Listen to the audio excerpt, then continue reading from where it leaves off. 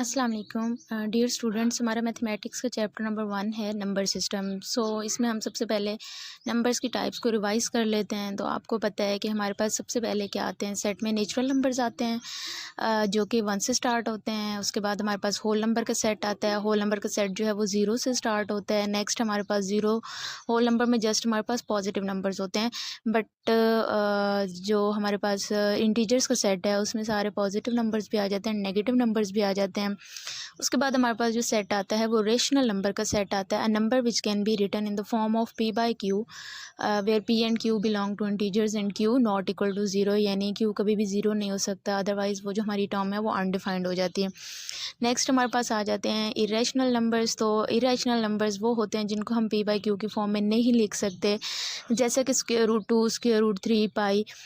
यहाँ पे एक क्वेश्चन ये आता है कि जैसे हर नंबर हमारे पास रैशनल नंबर होता है, जैसे 2 है तो 2 को हम लिख सकते हैं 2/1 की फॉर्म में। तो हम √2 को हम इरेशनल में क्यों लेते हैं, उसको हम √2/1 की फॉर्म में क्यों नहीं लिख सकते? तो इसकी रीज़न आगे हमारे पास है कि टर्मिनेटिंग डेसिमल में बताऊंगी, recurring decimal and non terminating decimal में जब हम इनको डिस्कस करेंगे तो तभी हमें इसकी रीज़न पता चलेगी। नेक्स्ट हमारे पास जो आते हैं रियल नंबर्स। तो रियल नंबर्स होते हैं रैशनल और इरेशनल नंबर का जो सम होता है वो हमारे पास आता है रियल नंबर्स के इक्वल। नेक्स्ट आपके पास है terminating decimal. Decimal which has only a finite number of digits in its decimal part is called decimal terminating decimal. यानी अगर आपके पास पॉइंट के बाद जो आपका डेसिमल पार्ट है वो एक फाइनाइट नंबर हो, यानी उसमें कुछ नंबर्स हों, 3 नंबर्स हो सकते हैं, 1 2 3 अप टू 1, यानी वो फाइनाइट पार्ट हो, कहीं ना कहीं पे जाके ख़त्म हो जाए, तो वो आपके पास जो जो डेसिमल होगा वो टर्मिनेटिंग होगा।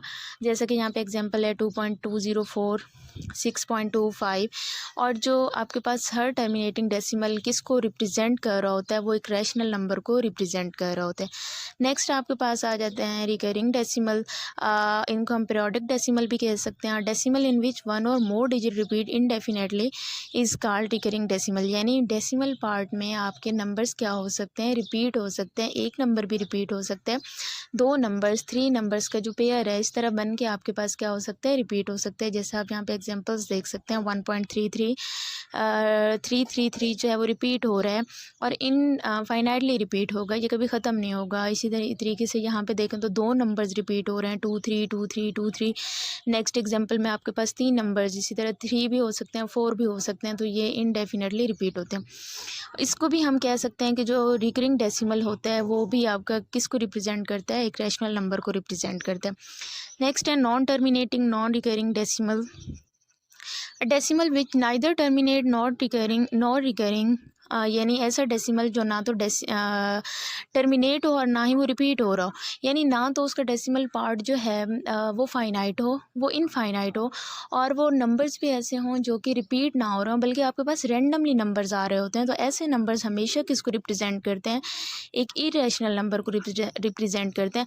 अगर आप कैलकुलेटर से √2 की वैल्यू सॉल्व करें, निकालें, अगर आप उसको कैलकुलेट करें √2, √3, तो आपके पास जो डेसिमल पार्ट के बाद जो भी नंबर आएगा, आप डेसिमल पार्ट के बाद जो उसमें नंबर्स आ रहे होंगे तो वो आपके पास ना तो रिपीट हो रहे होंगे और ना ही वो ख़त्म होंगे, बल्कि इनफाइनाइटली होंगे। तो ऐसे जो नंबर्स होते हैं वो इरेशनल नंबर्स होते हैं। यहाँ पे पाई की अगर हम वैल्यू कैलकुलेट करें, जिसको हम मोस्टली 3.14 यूज़ करते हैं, बट वो सिर्फ 3.14 ही नहीं होती, बल्कि वो इनफाइनाइटली उसके होते हैं।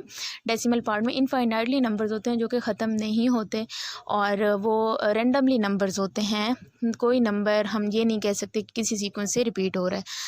यहाँ तक थे हमारे नंबर्स को हमने थोड़ा बहुत डिस्कस किया, और हमने टर्मिनेटिंग, रिकरिंग डेसिमल और non terminating, non recurring decimal को डिस्कस किया। Thank you so much.